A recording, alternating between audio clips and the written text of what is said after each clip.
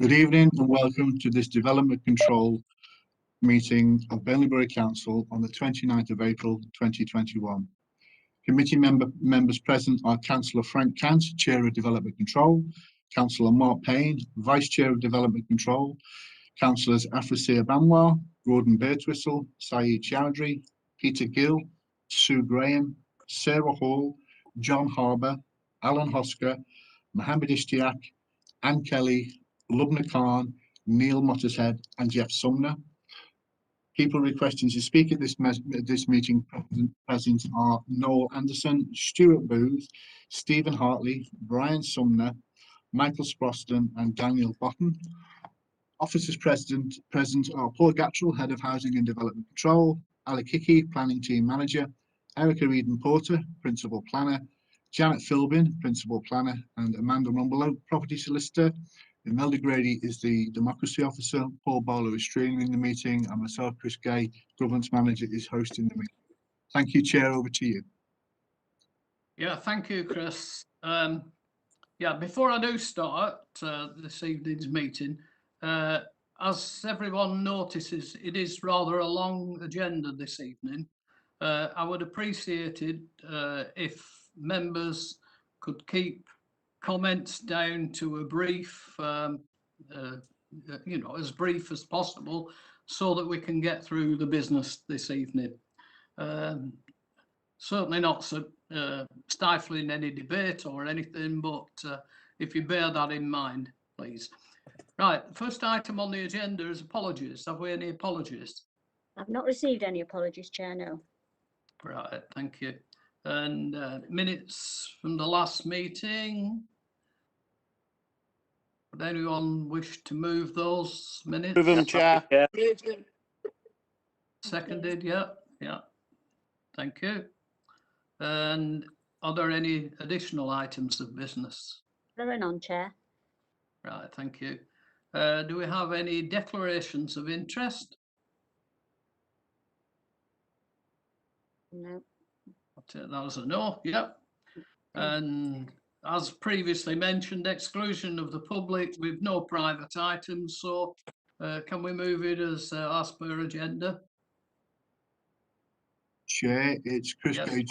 Chair, just to report that the Speaker, Colin Jones, has now joined the meeting. Oh, thank you, yeah. Right, so we'll move straight on to the list of deposited plans and applications. The first item is number 6A, which is number 3 Rossall Close in Hapton, erection of a double-storey side extension. I've got check. There are no speakers for this, Chair. No, that's right. No, This one's myself, Chair, Alec. right. Yeah, thanks, Alec. I was just looking for that. Yeah, so if you could give us your report, please, that'd be great. Thank you, Chair. Yep, the application is HOU 2021-0023. It's for the erection of a double-storey side extension, dormer extensions, and render to the elevations. It's before the committee as we've received objections. The application site itself is located within a defined development boundary as designated in the local plan and compromises a single-storey semi-detached dormer bungalow in a large corner plot.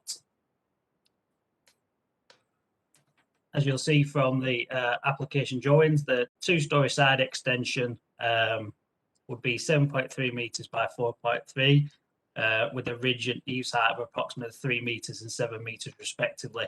And the dormer would be a continuation into that roof feature.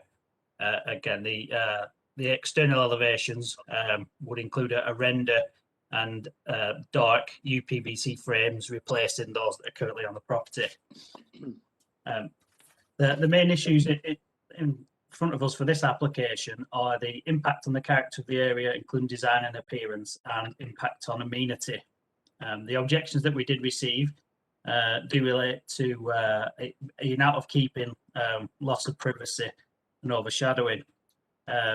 It should be noted that the property itself does sit within a large corner plot, and the extension that's proposed could be adequately accommodated on site without it being incongruous or having a significant impact on the street scene.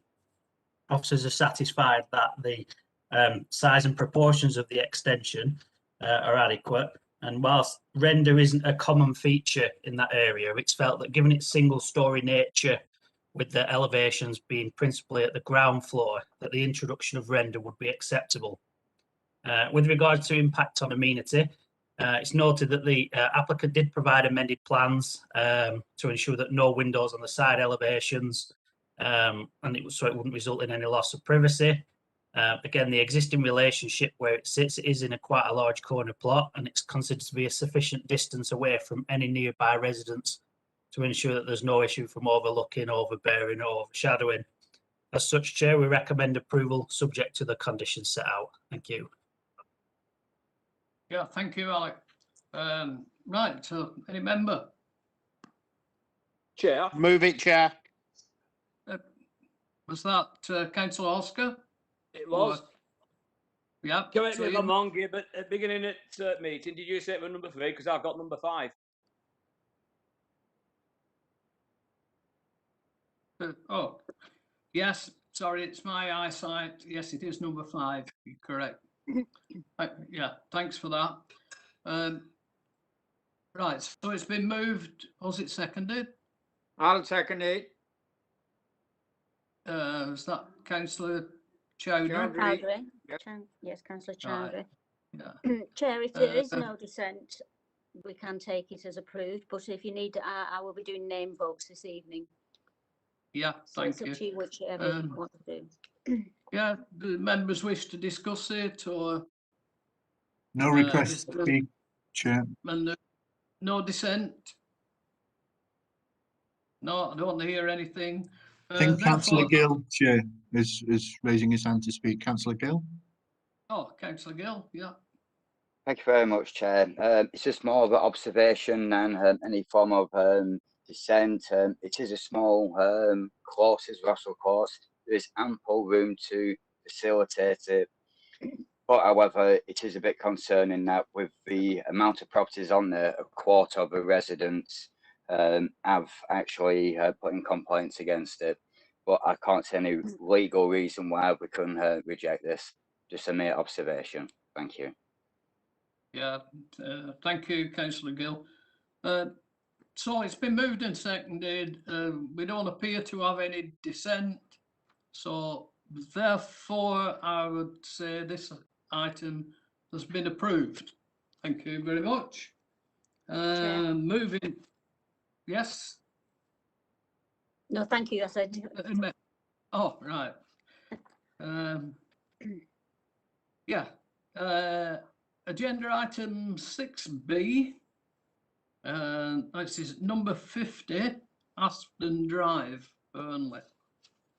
Again, I think Alex is taking this one. We don't appear Yes, to have Chair. any. Sorry, Pardon? Chair, I am presenting this one, yeah. Oh, right, yes, yeah, right, fine. We don't appear to have any speakers, so if you would go ahead with your report, please. Thank you, Chair. Yeah, the application is HOU 2021-0087 at 50 Aspen Drive. It is for a first floor side extension above the garage and following the demolition of the conservatory at the rear, a single story extension. The application is before the committee as an objection has been received. The application itself relates to a semi-detached property within the rural fringe as defined in the Burnley local plan. The area itself is predominantly residential with a mix of 2-storey detached and semi-detached properties. Planning permission is sought for the construction of a single-storey side and rear extension with the rear element measuring 3 metres by 4.6. It will be a mono pitch roof construction and the first floor extension would sit above the existing garage and be 3.6 metres by 7.8. Following on, and it would follow the existing roof line of the property. We did receive one letter of objection, which related to overshadowing, out of keeping materials and bats in the area. With regards to the visual amenity, it's noted that the extension can be easily accommodated onto the existing horse building, and would be viewed as an addition that's not incongruous. It is in keeping. It looks to match the proportions of the existing dwelling. The use of materials with coins to match and render would ensure its appearance is acceptable within the street scene. Additionally, it's not oversized for the plot, and it can be easily accommodated. It is acknowledged that the actual rear extension would most likely fall under permitted development and could be undertaken without planning permission anyway, but it does form part of this application, and therefore it has to be considered. Officers are satisfied that the design does meet the requirements of the local plan and is therefore acceptable. With regards to residential amenity, it should be noted that the extension does follow the existing building lines, and therefore it doesn't project out from the rear any further than what is the horse building. For that reason, we don't consider that it would give reason to overlooking lack of privacy or reduction of outlook or daylight, and given the solar orientation, it's not considered that there'd be any detrimental loss of light as part of the extension. Therefore, we're recommending approval subject to the conditions set out, Chair.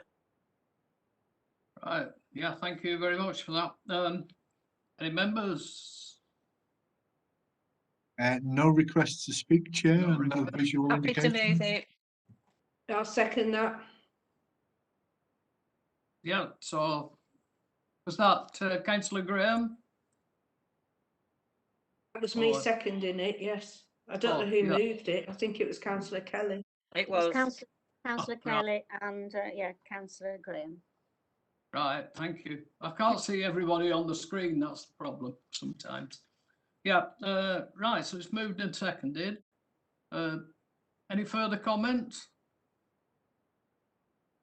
Oh, in that case, can we go to, if we've, like the last one, if we've no dissent, are there any dissenters? No. In which case, this application is approved. Thank you.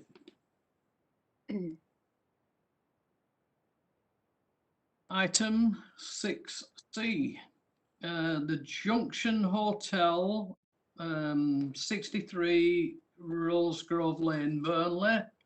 On this one, we do have a speaker. That's Mr. Noel Anderson. Good evening, everyone. Oh, good evening, Mr. Anderson. Good evening, everyone. Good evening, members. Yeah, thank you. Mr. Anderson, you've got 5 minutes in which to speak. At your leisure, please.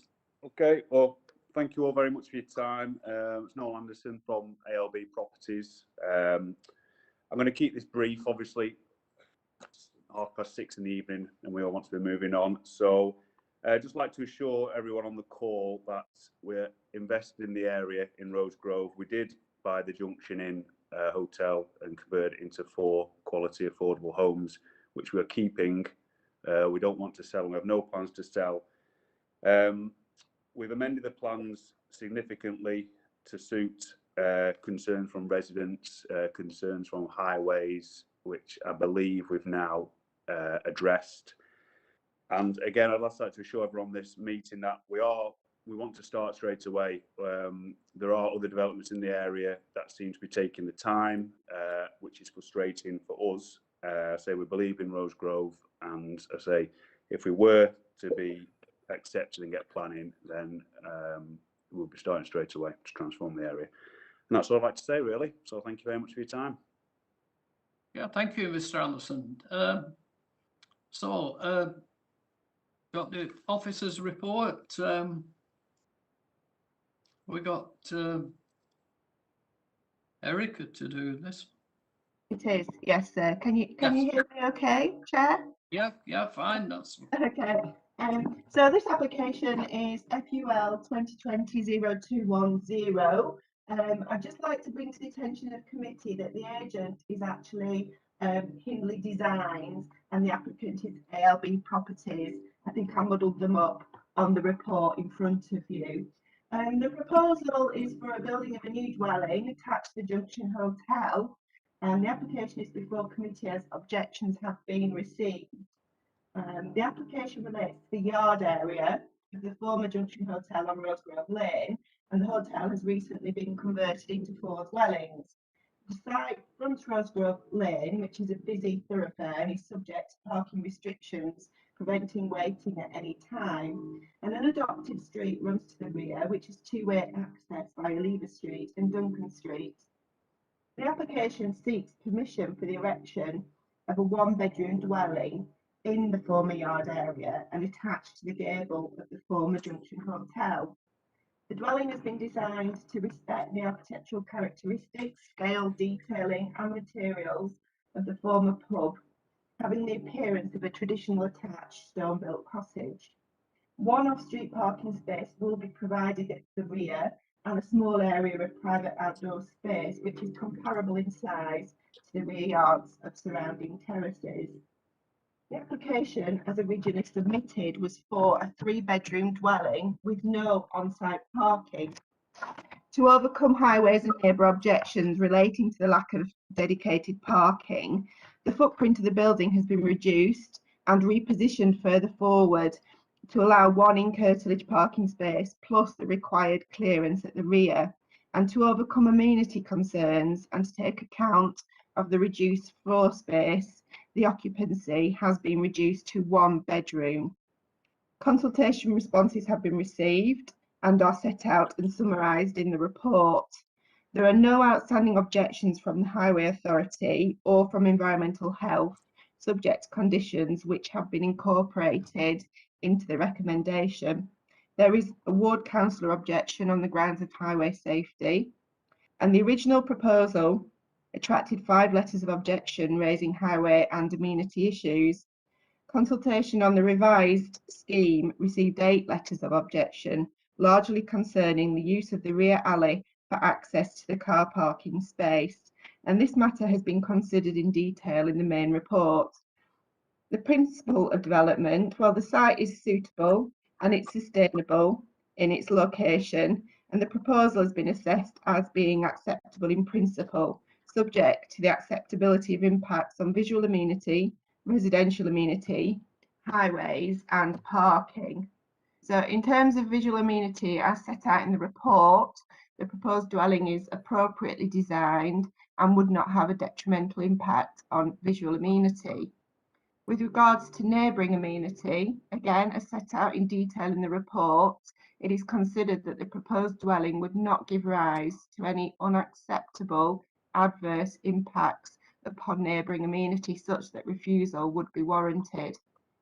The scheme itself has been designed to provide an acceptable level of residential amenity for future occupants.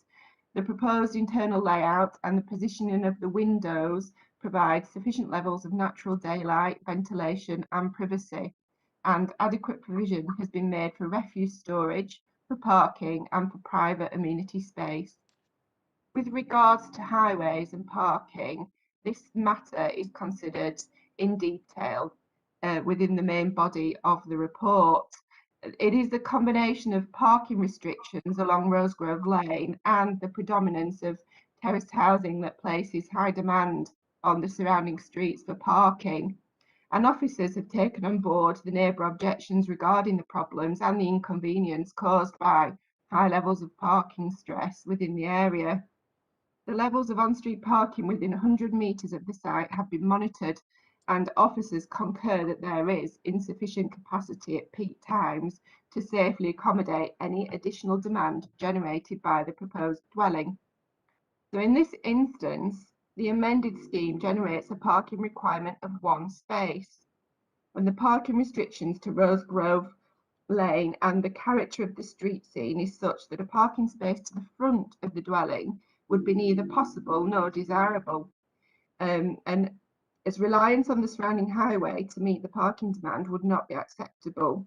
The scheme has been amended in negotiation with the Highway Authority to accommodate a private parking space and the required manoeuvring space at the rear accessed by the two-way unadopted back street. The applicant has agreed to accept a condition requiring an upgrade of the surface of the stretch of the back street from the site to Duncan Street, which would be of a wider benefit to residents.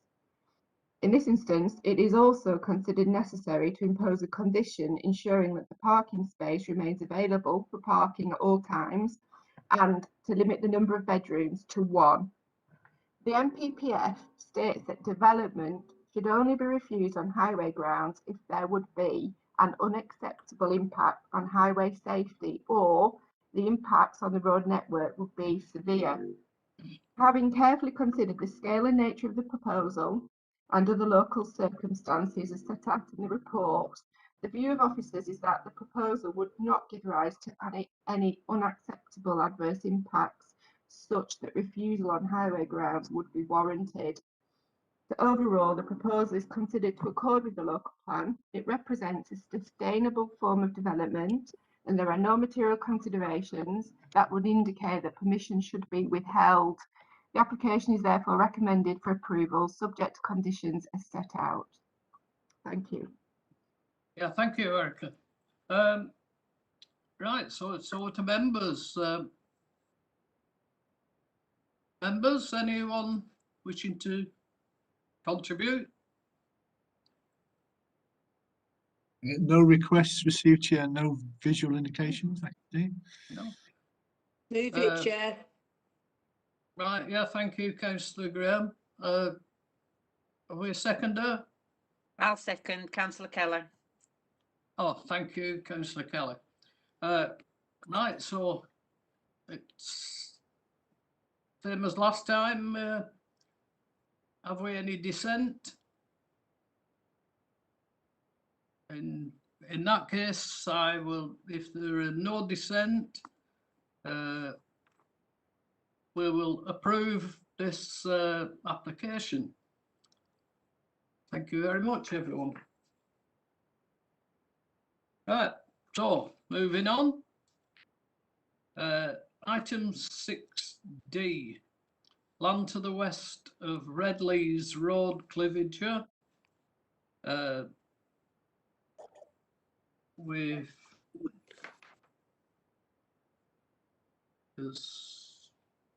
don't think we've no speakers on this one. No, there are no speakers, Chair. No, right, thank you. So, And it's Janet Philbin. Janet, please, if you Thank move you, your report. Thank you, Chair. I haven't too much to say on this, as I think it's fairly straightforward. But I would like to report that we've got comments now from the Highway Authority that weren't included in the report before you. They affirm that they have no objections to the application. So the application is for the signage which is already being displayed.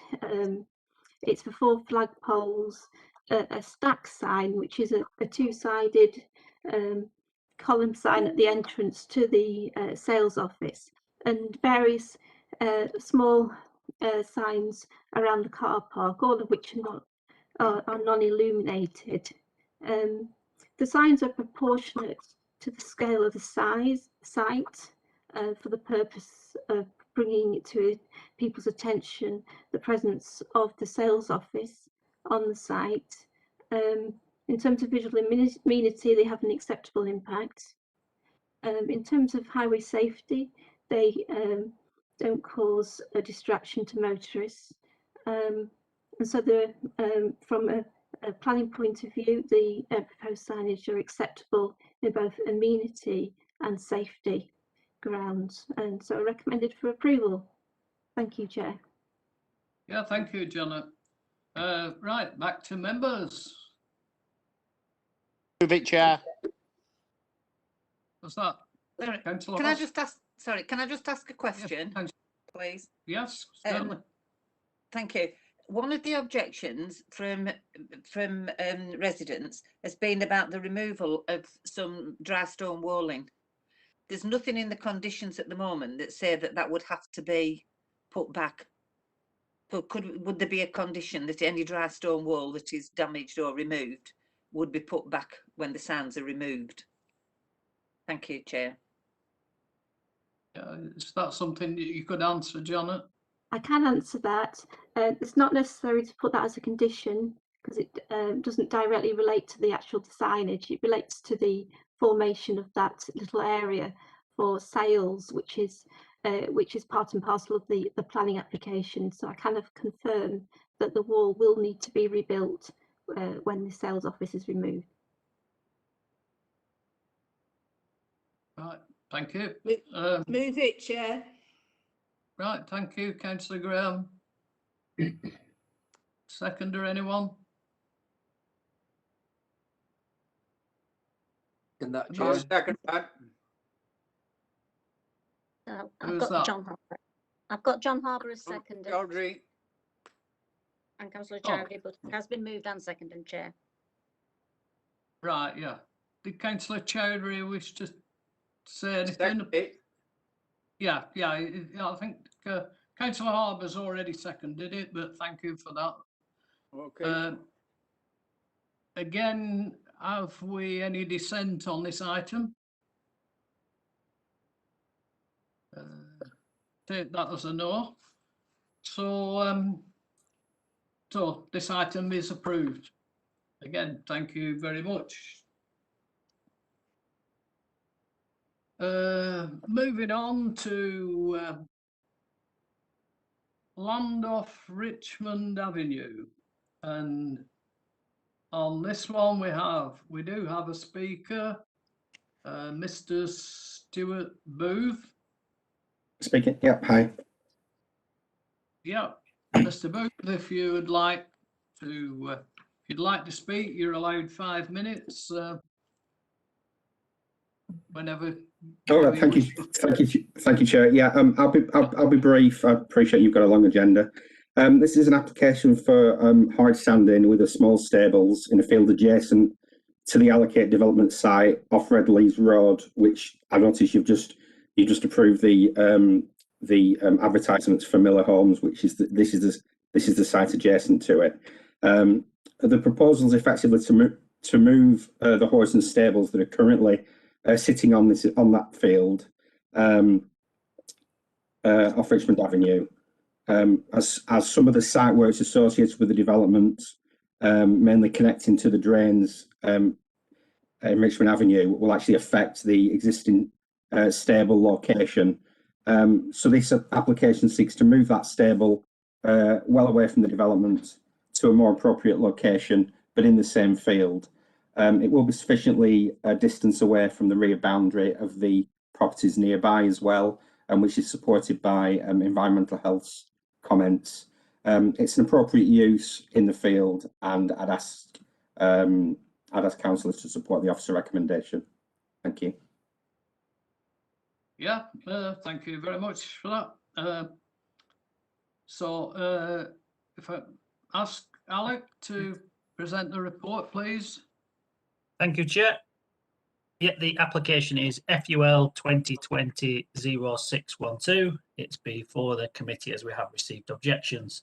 The application site itself relates to an open field to the south, the settlement of Cliviger, and is located off Richmond Avenue. The scheme put forward seeks consent for the installation of an area of hard standing measuring 12.6 metres by 10 metres, which will provide stable flooring and a temporary field shelter in winter months. And the stable would measure 9 metres by 3.6, with a ridge height of 4 metres. Sorry. The proposal is to provide a small yard area for equine use. The majority of the time that the horses would be freely available out in the field. So it's not intended for all year round use. We have received 7 letters of objection with regards to this. Negative impact on the public footpath, concerns with manure storage, and impact on residential amenity by virtue of noise, overlooking, overbearing. As you'll see in the report, we did receive a number of comments about it being used for access for the development site just mentioned. However, this application is just for the hard standing and stables and gives no consent for any additional accesses for other applications. We did also receive an objection from the Parish Council. The points are set out in the report.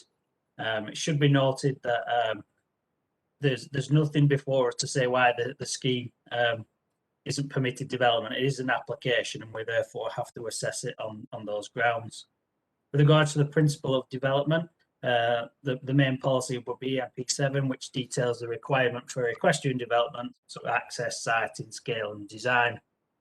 In terms of the impact on the area, it is a relatively small site. As explained, its use isn't a permanent all-round use. It would be private. There is a condition ensuring that there's no commercial activity or no competitions run from there. So that would prevent sort of any additional noise and nuisance from any competitions. They wouldn't be able to do that, or they would be at risk of enforcement. It's considered an appropriate size and location for its use. Materials that you would generally find for stables and hard standing in what is an agricultural area. Therefore, we've got no issues with the impact of its character. Impact on neighbour amenity. We do believe it is set a sufficient distance away from residents to ensure that the stable itself doesn't have an impact through being overbearing or overshadowing.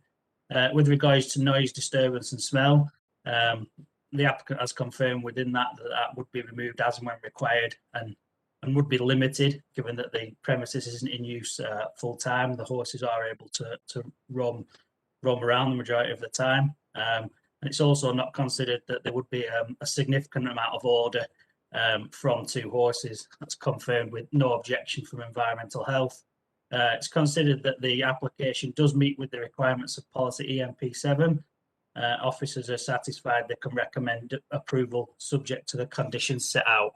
If I could also just add, Chair, that the reason for condition 3, which unfortunately was missed off the report, is the reason just to ensure that it's carried out in accordance with the materials as stated. Thank you, Chair. Yeah, thank you very much for that, Alec. Right, so members. Move it, Chair. Gordon Birtwistle. Yeah, thank you, Councillor Birtwistle. Anyone else? I'll second that.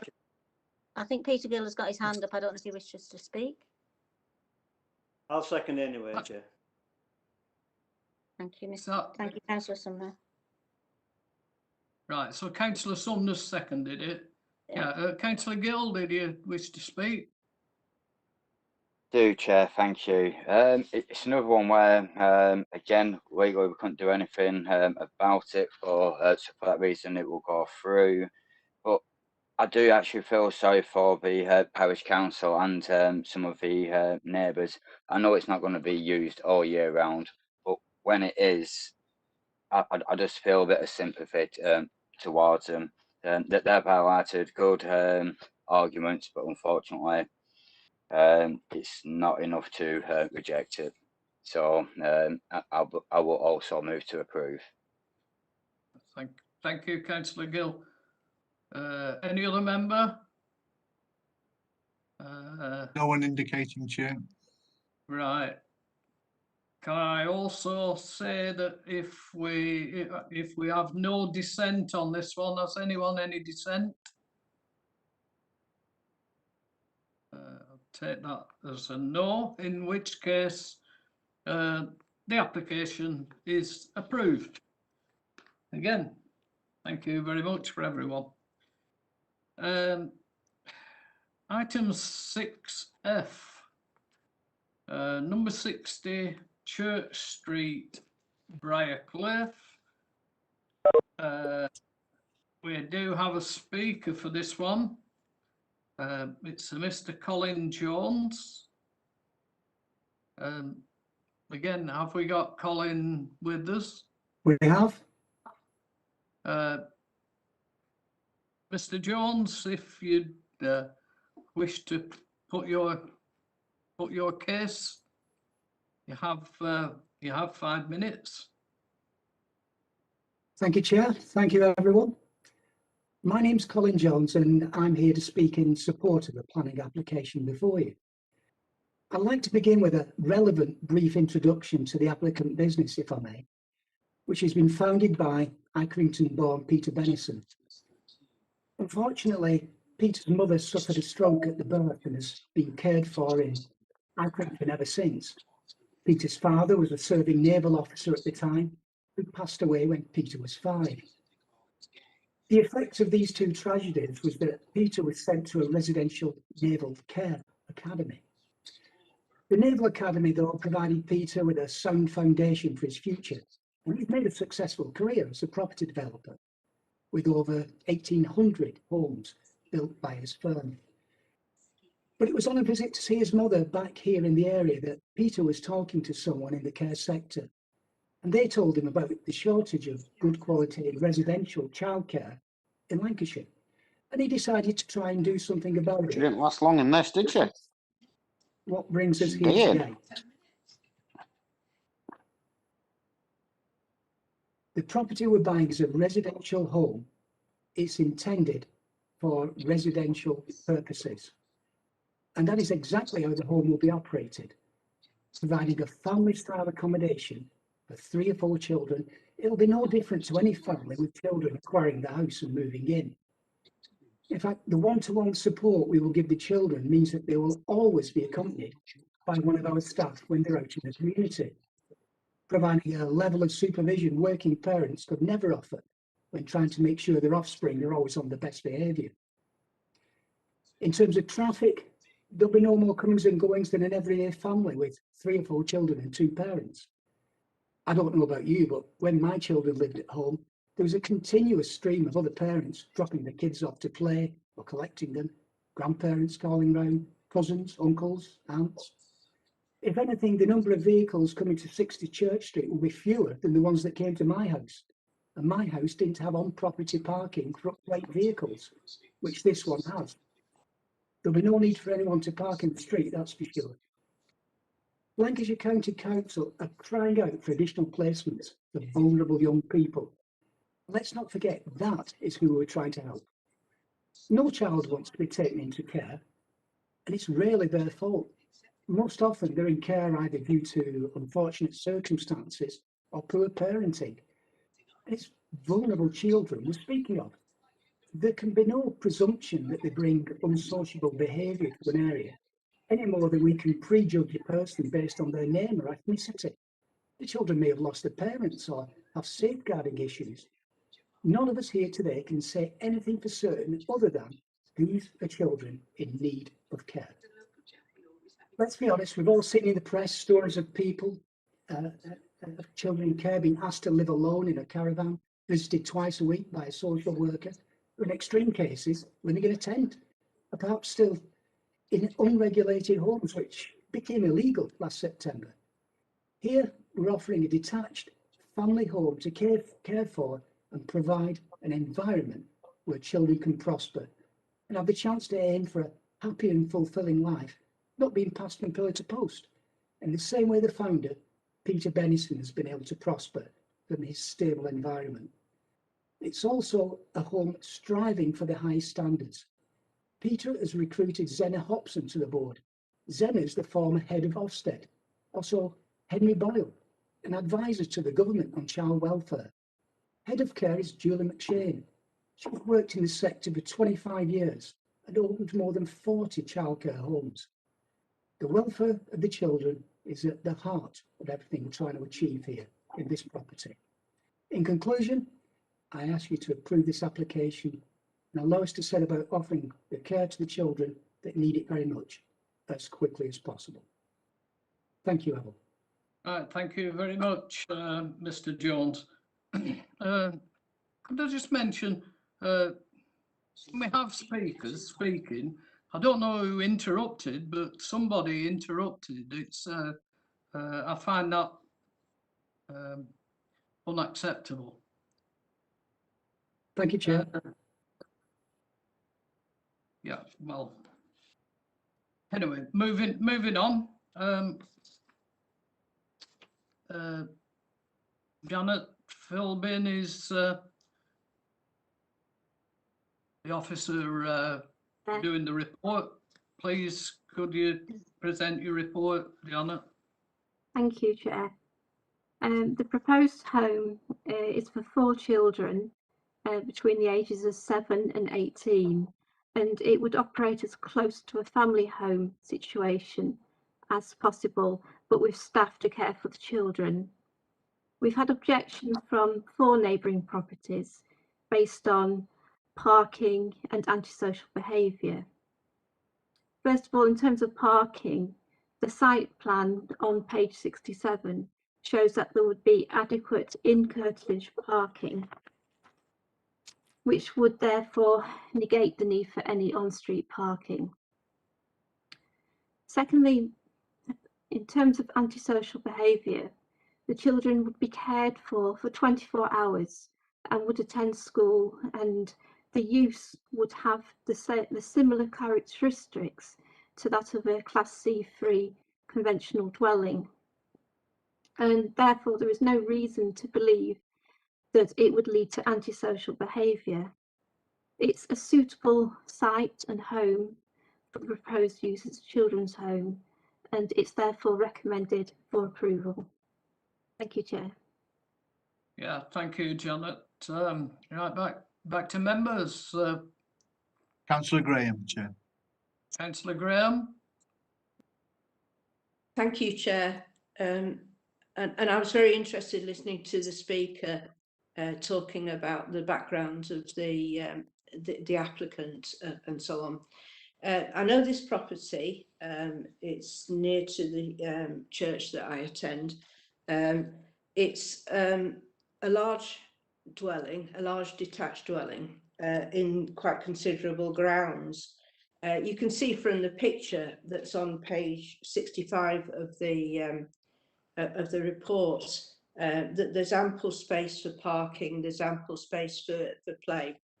Now, last time we met, there was an application on the agenda for a home for 50 young people, and I objected to that on the basis that that was overdevelopment. There were too many young people that were going to be in one single building.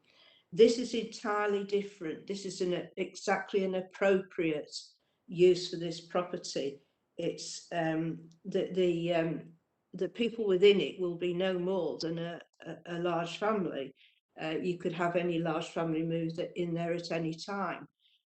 So I think it's a good use for this property. It's in a conservation area. There are no proposed alterations to the property.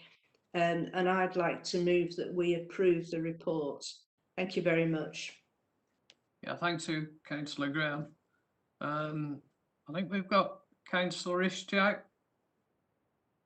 Yeah, thank you. That's on screen, yeah? Yeah, sorry.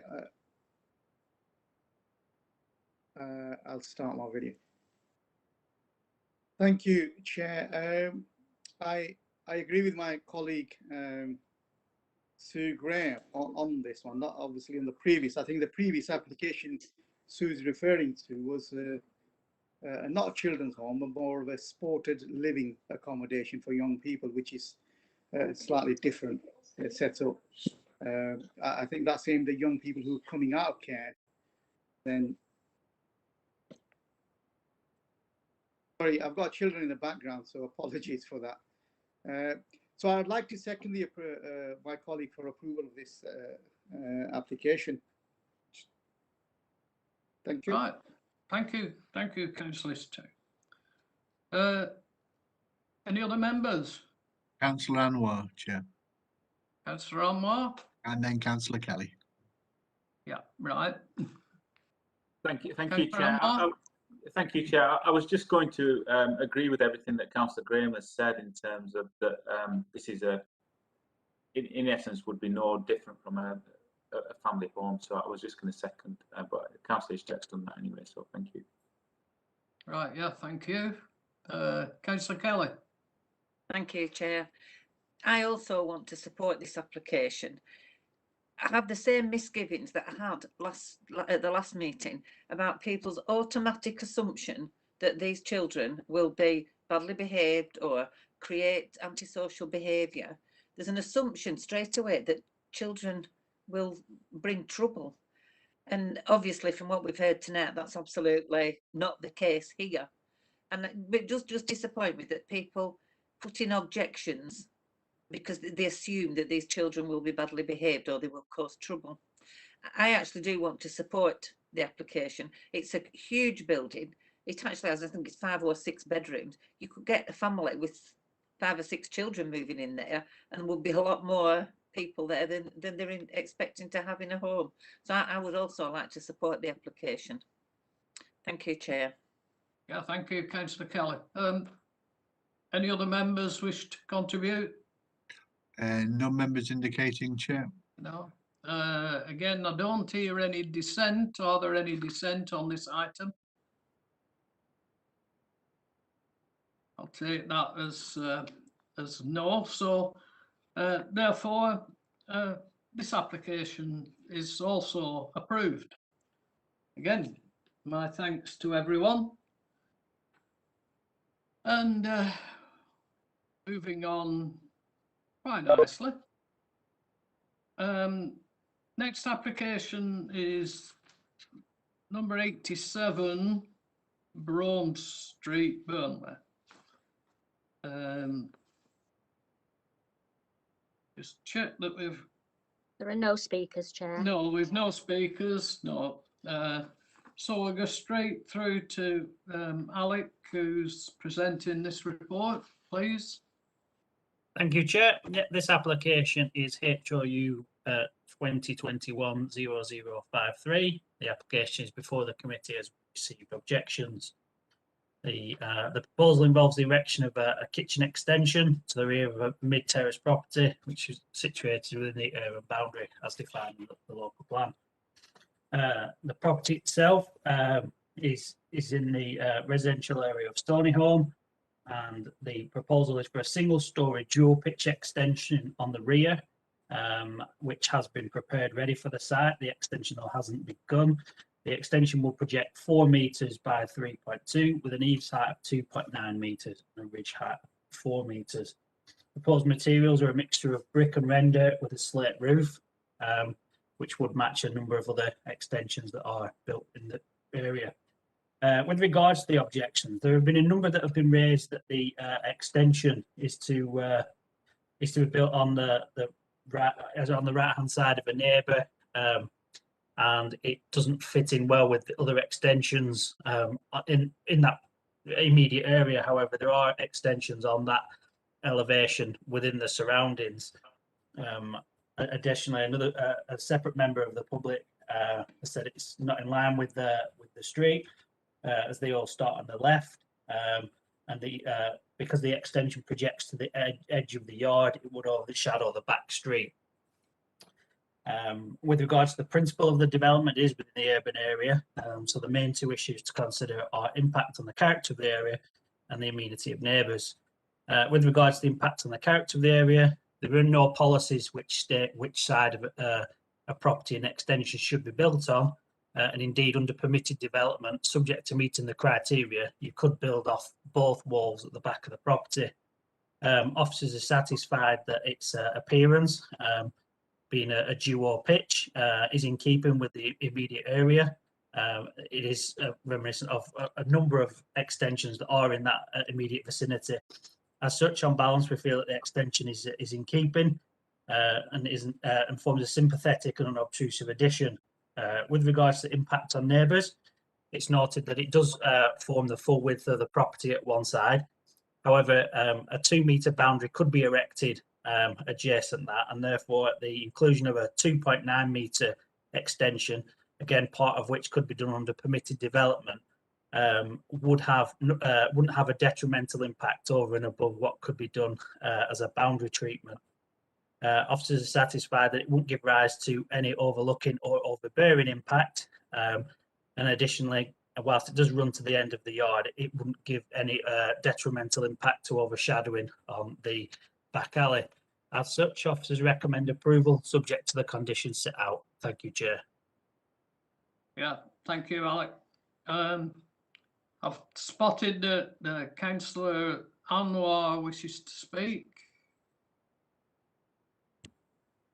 Thank you, Chair. Just to speak in favour of this application, just say that it's in keeping with a lot of the properties in the area. There are many properties in that locality that have got very similar extensions, and due to lack of space and just overcrowding and things, the local residents are actually investing in their properties and trying to keep them as well. And I think that's something that is that we want to promote, that in that area, all those or the vast majority of the properties in that area are owned by the residents themselves, and they want to invest in them. So for that reason, I'd like to move this for approval.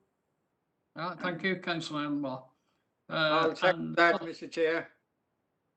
Is that Councillor Ishtiaq? Yeah, can I? Oh, no, Councillor Chowdhury, isn't it? Councillor Chowdhury, you're seconding it, yes? Yeah, yeah. Thank you. Yeah, I also noticed that Councillor Ishtiaq wishes to speak. Yeah, it was just to echo what my colleague Councillor Anwar said in terms of right. it's in with keeping, and I'd like to second it for approval. Yeah, Councillor says. Yeah. So it has been moved and seconded. Yeah. Right. So, have we any other member wish to speak? Not indicating, Chair. Right. Thank you. Again, this one sounds. I've heard no voice of dissent. Are there any dissent on this item? In that case, we'll move it for approval. The application's approved. Thank you.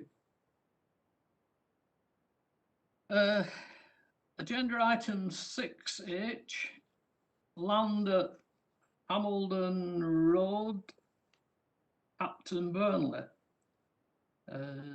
Yes, we do have a speaker for this one. It's Mr. Stephen Hartley. Are you with us, Mr. Hartley? I am, Chair. Can you hear me? Okay. Yes, indeed. I just want to say very, very briefly, Chair, that no one's registered to speak against this development.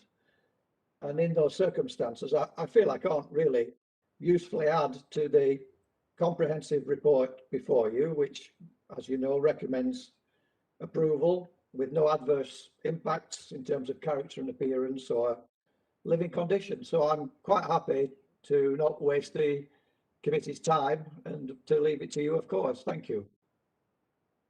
Well, yeah, thank you very much for that. Right, so Alec, are you presenting this report? It is me, Chair. Thank you very much.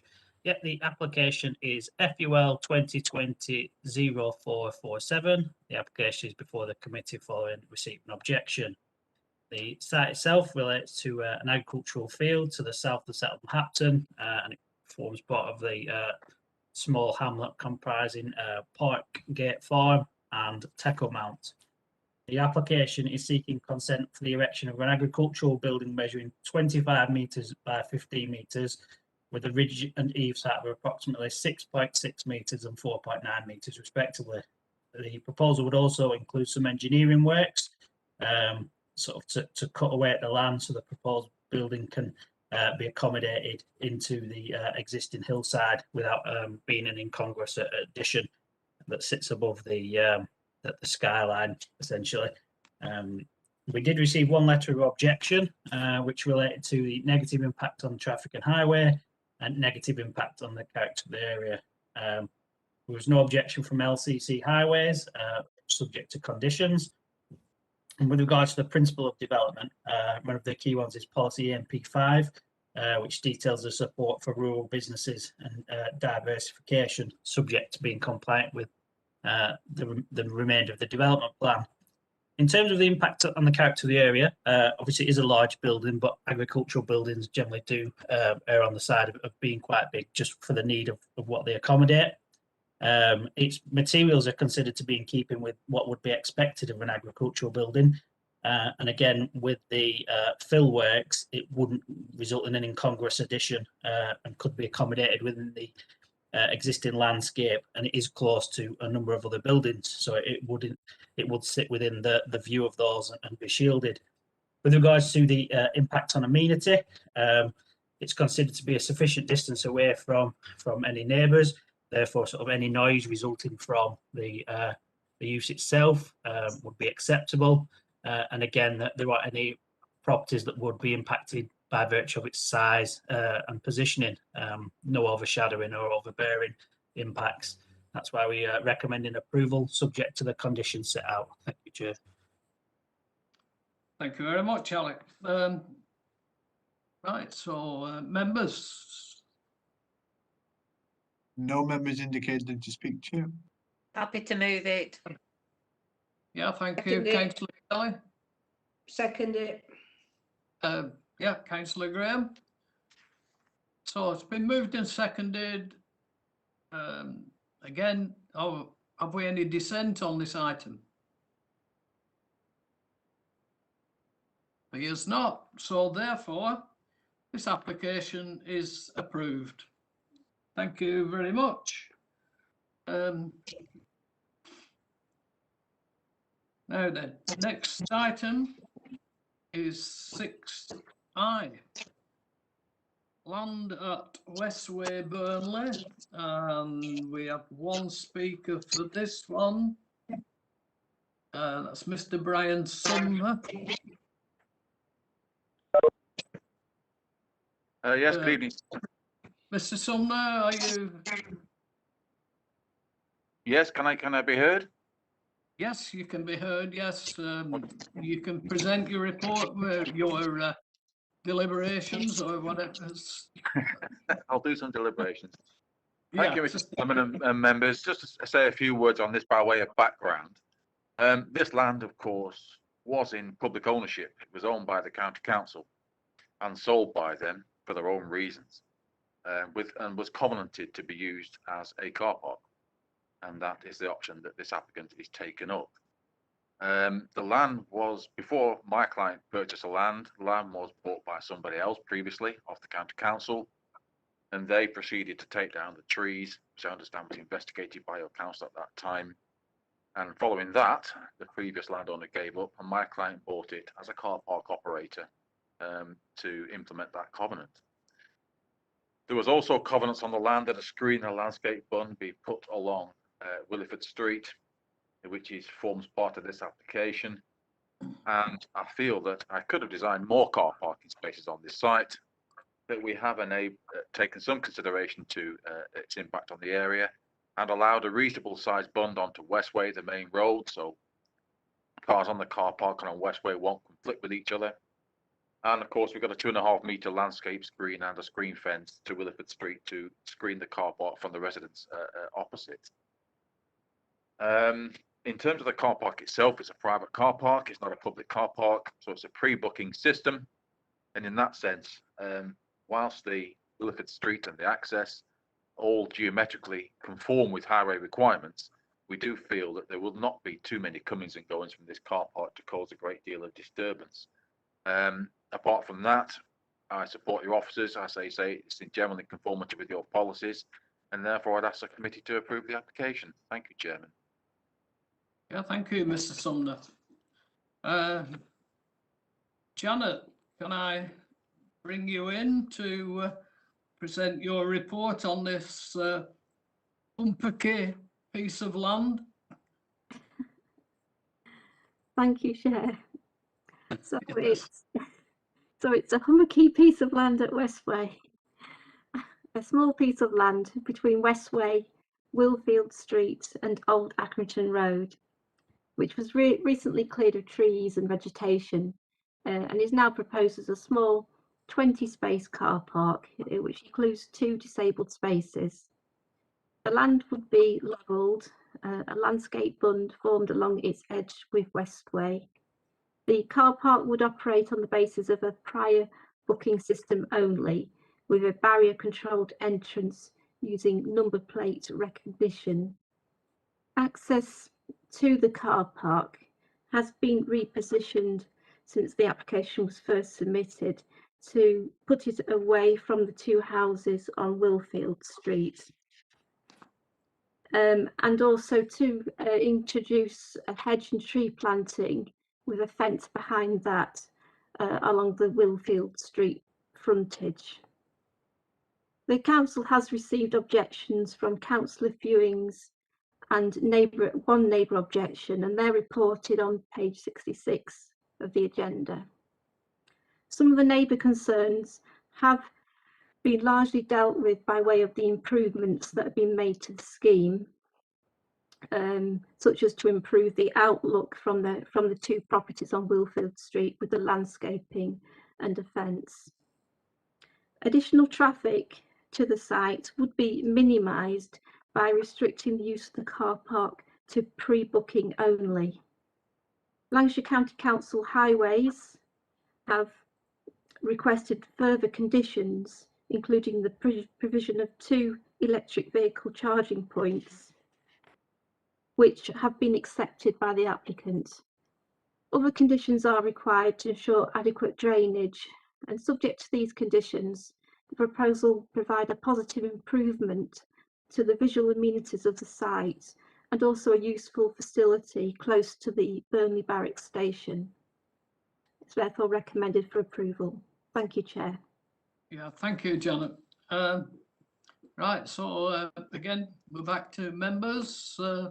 Anyone wishing to speak? Yes, Councillor Graham, Chair. Councillor Graham. Thank you, Chair.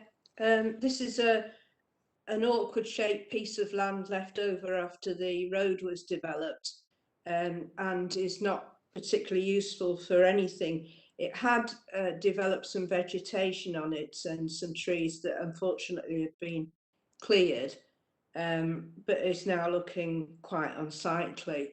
It seems appropriate to use it for car parking. I don't think that we could think of another appropriate use for it that wouldn't detract. The fact that it's going to be used for private car parking on a booking system is good, but I am particularly pleased that 2 electric vehicle charging points are going to be located on the site. I know that sales of electric cars have gone through the roof lately, and we shall all in a very few years' time be required to use more environmentally sustainable modes of transport. Cars are with us forever, I guess, but the fact that we can now charge them in a growing number of places is a good thing. So I'd like to move that we approve this application. Thank you, Chair. Yeah, thank you, Councillor Graham. The other member? Councillor Gill, Chair. Councillor Gill. Thank you, Chair. I'm going to agree with Councillor Graham here. Unfortunately, there were habitation and vegetation, should I say, sorry, and it has been cleared out. It is a shame. But looking at the land and everything else, it is needing some type of restoration or some type of work done there. What I am happy with is the electric vehicle charging, which Councillor Graham just mentioned there. It would be nice to have a few more, because of cars will start phasing out and the electric cars will start getting higher and higher and higher, the sales and everything else. It would have been nice to have a few more there. But yeah, I'm all for it and I would like to second it. Thank you. Thank you, Councillor Gill. Any other member? No further members indicating, No. Chair. Again, I'll treat this in the same way as I have done with the other ones. Have we got any dissent on the item? In that case, the application is approved. Again, thank you very much. I don't know what members feel that we like for time. We have one more item on the agenda, well, one major application on the agenda, which is for the Tesco Express. Would members feel it appropriate for a 5-minute break, or would you wish to continue? Finish the meeting, Chairman, finish the meeting. Yeah, carry on. Yeah, right, okay, that's right. So I'll move on to this one. We've got 3 speakers on the Tesco Express. Chair, if I yes. could interrupt, I think we've only got 2 speakers now. I think Mr. Sprotson is going to speak on behalf of the Simcox. Is that correct, Mr. Sprotson? Yes, that is correct. Yeah, so you will have the full 5 minutes, Chair. Thank you. Thank you. Right. Yeah, okay, yeah, thank you for that. Right, so we'll take Mr. Sprotson's first, please. Thank you, Chair. I am Michael Sproston, a planning consultant from PWA Planning, and I'm speaking on behalf of the owner of 457 Brunshaw Road, which lies to the immediate south of the Tesco Express. My client has submitted various objection letters against this application, while also evidencing that they have not been adequately consulted by the council on this application. I feel that this scheme before members is not acceptable, and I have 2 primary concerns relating to both noise pollution and the overshadowing of adjacent homes. On the first issue relating to noise generation, it is noted that we have received some late correspondence that has come in about this, which is adding in an additional condition.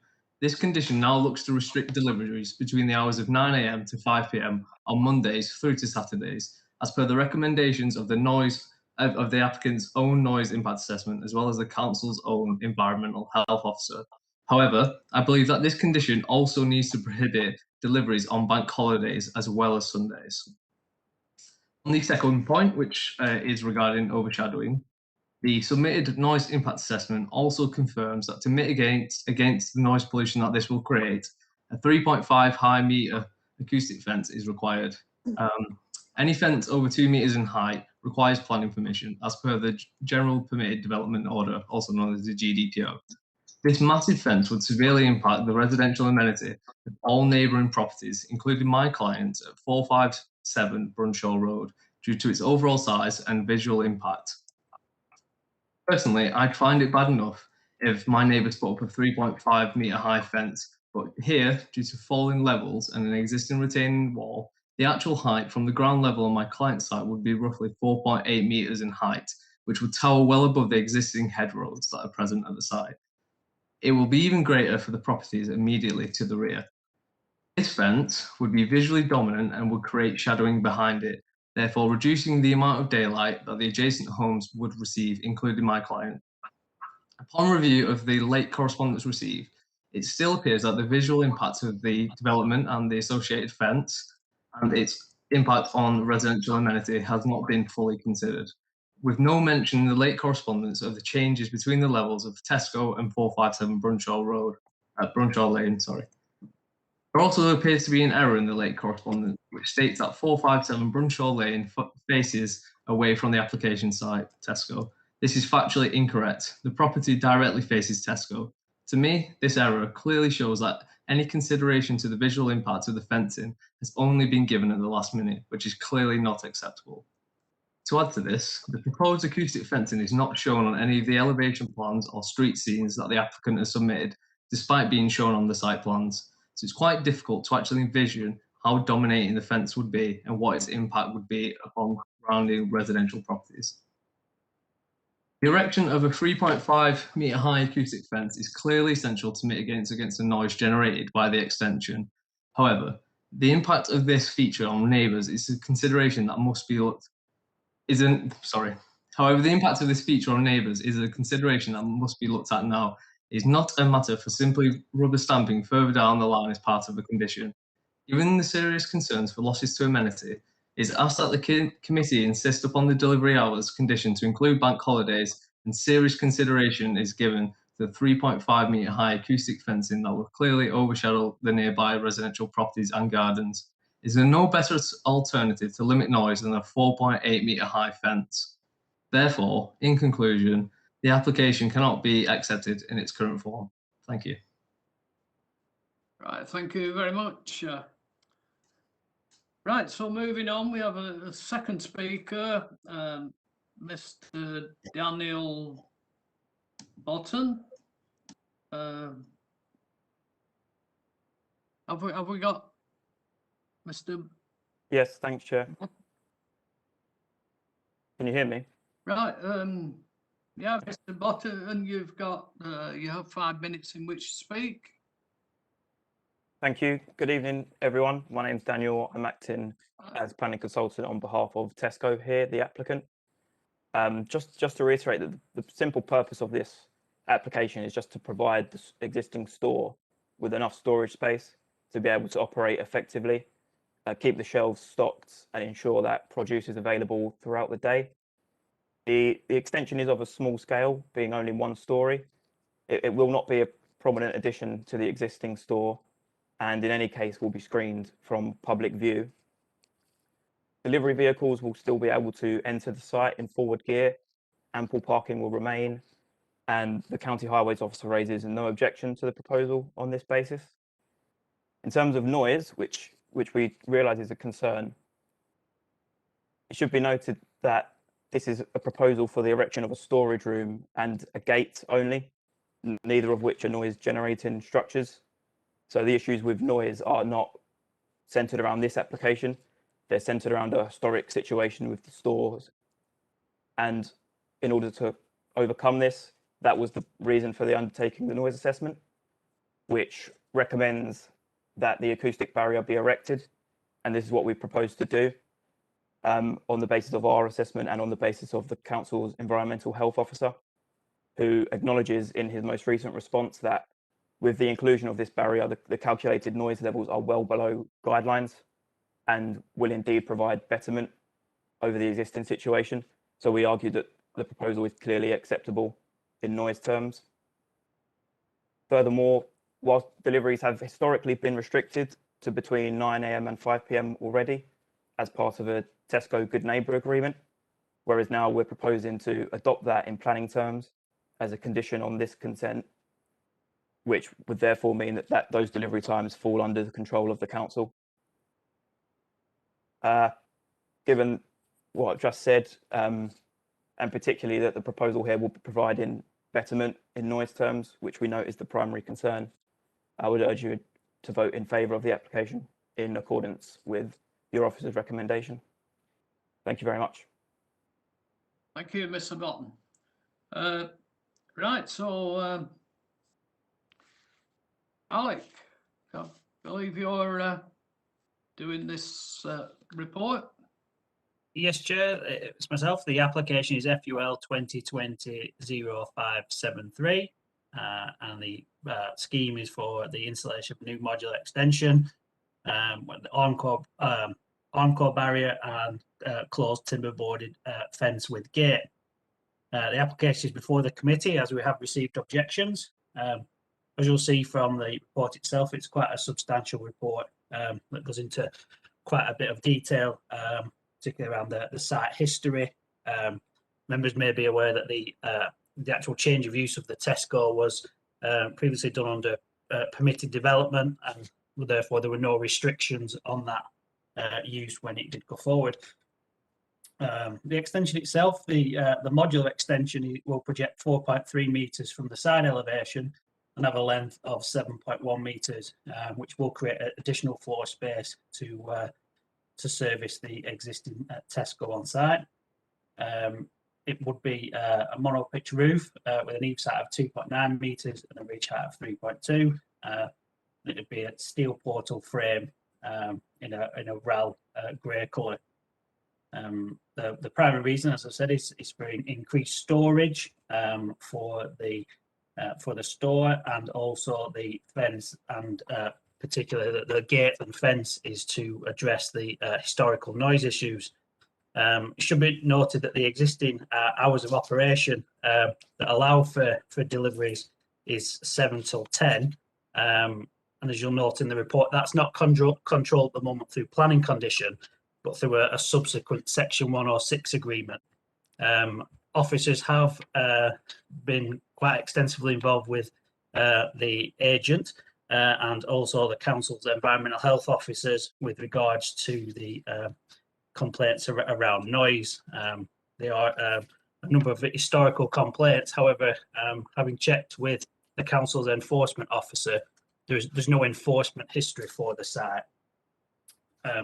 The principle of development, as set out in the report, is fundamentally established by the existing use that's on site, and this does have to be considered for what is before the committee, which is for the small extension with the gate and fence. In terms of the design, it would be predominantly screened from view for the extension. Officers are satisfied that it wouldn't give rise to an incongruous addition and could be easily accommodated by the host building. It's noted that the fence would be substantial in height. However, that is to serve a purpose, which is to address the historical issue of noise. There has been a number of discussions taken place with environmental health officers, and it should be noted, as I say, that there is an existing longer hours of operation that can be used, and we are looking at only what is in front of us. Therefore, how much noise would be generated from the proposed extension, and also the visual impact that would arise from the fence itself. As you'll see in the report, there is quite a big history of various applications, number of adverts, installation of ATM, external alterations to improve the frontage. We have received, as I say, we have received objections. They relate to noise and a number of issues that are not subject to this application, but historically have been brought forward with nearby properties. Again, those are not matters to be addressed through this application, and national policy is clear that we shouldn't use new conditions to address an existing ongoing issue. And only look at the application that's before us. We do feel that officers, having been out on site, that whilst the fence would be in close proximity to the boundary of the dwellings, given the distance to neighbouring properties, it wouldn't have an overbearing or detrimental overshadowing impact on the host property or any curtilage areas that you would generally occupy as a garden, and it would predominantly sit along the access into the neighbouring property. We're satisfied that through the noise assessment that the fence would serve the purpose it's required for, and as acknowledged, we do agree that there would be some visual impact, but that's not sufficient to warrant the refusal of the application. It's noted through the late correspondence that we have worked with the applicant, who has agreed to the inclusion of the condition on deliveries. This is something that does significantly reduce the existing operating hours that they can use, which are from 7 in the morning till 10 at night. And we feel that should the application be approved, we can adequately control any operations outside of those hours through the council's enforcement team. So we recommend approval subject to the conditions set out. Thank you, Chair. Thank you very much, Alec. Right, over to members. No members indicating to speak at this time, Chair. I think. No. Chairman, Chair, Gordon move it. Chairman Gordon Birtwistle. Yeah, I've just got Councillor Graham in, who's just moved it, and then Councillor Birtwistle would like to speak on it. Yeah, Councillor Birtwistle. Thank you, Chairman. I think I heard the first speaker mention that there had been little or no consultation with the residents who live adjacent to this property. And I think if that is true, it's a bit unreasonable to think that somebody's going to get a 16-foot high fence stuck on the border of their property. I also understand that from what I've heard is the deliveries will be from 9 to 5, Monday, Tuesday, Wednesday, Thursday, Friday, Saturday. There was a suggestion from the objectors spokesman that he would like it confirming there would be no bank holiday deliveries and no Sunday deliveries. I like that confirming. And could we confirm how many deliveries are expected per day? Because if there's only a minimum number of deliveries a day, does this fence need to be 16 foot high? I can understand it if they're getting 30 deliveries a day, then that would be necessary. But if there's only 2 or 3 a day, and let's be honest, it's only a small Tesco, it's not like the one in town, does it really require a 16 foot high fence to be put against the neighbouring property's property? So if somebody could answer those questions for me, I could make a reasonable decision how I will vote. Thank you, Chairman. Yeah, thank you. Alec, would you like to comment on Councillor Birtwhistle's deliberations? If I could do, Chair, I'd firstly start with the deliveries. I don't have that answer before me as to how many deliveries there are. Again, I think because this is an existing use, and it is a relatively sort of small extension, that it's not something that we generally require, especially given the hours that were existing on the property, on the premises as well, prior to the application. So unfortunately, I can't give a definitive answer on the number of deliveries. With regards to the consultation, unfortunately, one of the neighbouring properties didn't receive notification, but was subsequently made aware of the application and did receive a consultation letter. They did in fact make a response. I think that there have been a number of ongoing discussions throughout the application that they have been aware and have had the opportunity to comment. And I think the comments that they have put forward, which are in the update report, have been addressed. I think with regards to the height of the fence, irrespective of the number of the developments, the sound assessment that was submitted is to serve the purpose of reducing the decibel noise to an acceptable level, and therefore it would be required for that purpose. I think it's to address as well. Obviously, we are not aware of all the issues through the Good Neighbour agreement that Tesco entered into for neighbours.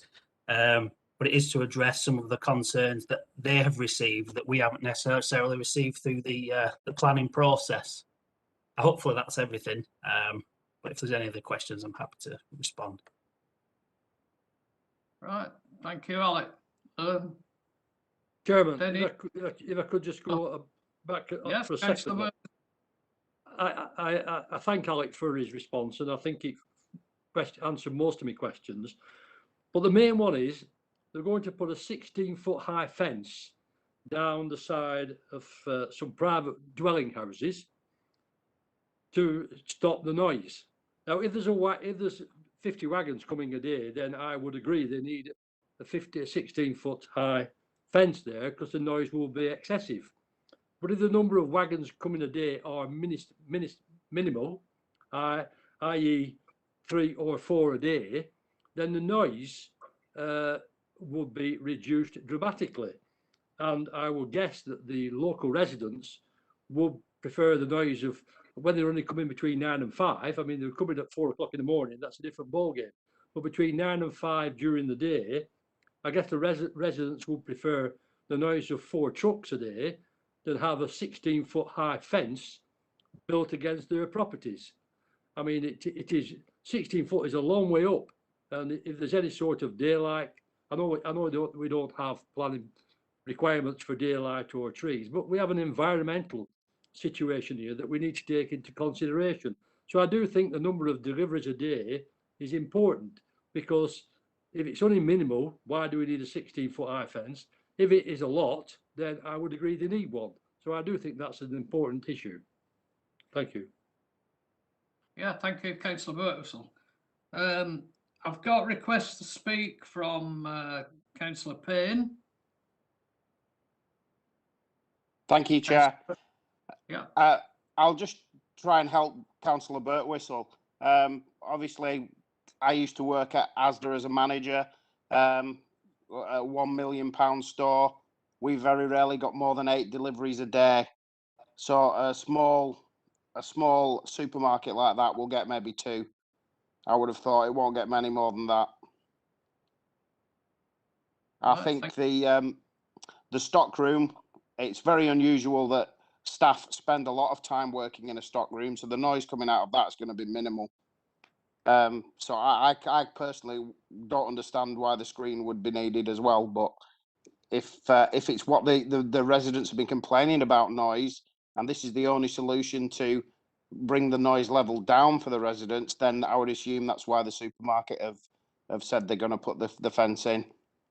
Thank you, Chair. Yeah, thank you. Councillor Graham. Yeah, I mean, Tesco, damned if they do and damned if they don't. The reason I imagine the reason they're suggesting the acoustic screen is to reduce the amount of noise suffered by the neighbouring residents. I mean, that's been the main source of complaint over the past years. The fact that there is noise coming from, I mean, it's not just lorries arriving and leaving. It's basically the noise that they make when they're unloading. And I think the acoustic fence is a gesture by Tesco to help reduce the noise for the neighbour. So I've already moved this application, and I see no reason to change my mind on it. So I'm moving for approval on that. Thank you. Yeah, thank you, Councillor Graham. I think that I did notice another RTS going. I'm not sure from who. Yes, Chair, Councillor Kelly. Councillor Kelly, right. Thank you, Chair. I think I'm probably going to agree with what Councillor Graham has said, but when we talk about the number of lorries coming in a day, presumably they don't just come, turn around and go back. The time taken to empty them is going to be the noisy time, isn't it? It's not just the actual driving in and driving out. They're not going to empty a lorry like that in 5 minutes, are they? I suspect that is where some of the noise will come from. I understand, the problems, as Councillor Graham said, about it being Tesco being in a bit of an odd situation. If they damned if they do, damned if they don't. If they put something up to mitigate the sound, people don't like it, but then they complain about the noise. So there isn't actually going to be an answer here that suits everybody. But in saying that, I will be happy to second the application. Right, thank you, Councillor Kelly. Thank you, Chair. Right, so any other member wishing to speak? And no other members indicating, Chair. No. Chair, on this application, I'm not convinced we may have dissent altogether. So should I do a name vote on this one? You should. Yes. Yes. It Right, seems we yeah, should. yeah, that's fine. Okay, Yeah. happy to do so. Yeah. Okay, so I'll go to each member in turn. So if you could say whether you're for this application or against. This is for approval of the application. Councillor Anwar. For. Two. Councillor Birtwistle. Against. Councillor Cant. For. Okay, Councillor Chowdhury. For. Councillor Gill. Against. Councillor Graham. For. Councillor Hall. For. Councillor Harbour. For. Councillor Hosker. Abstain. Councillor Ishtiak. For. You. Councillor Kelly. For. Councillor Khan. For. You. Councillor Martishead. For. Councillor Payne. For. And Councillor Sumner. Against. Okay. So the application is approved, Chair. Yes. Right, thank you. Right, so that concludes applications. Come to item 7, which is the report on the scheme of delegation. I presume everyone's read through these. So are there any issues that anyone would like to bring up on this list of delegated decisions? No one is requesting or indicating. No, to there- speak. Yeah.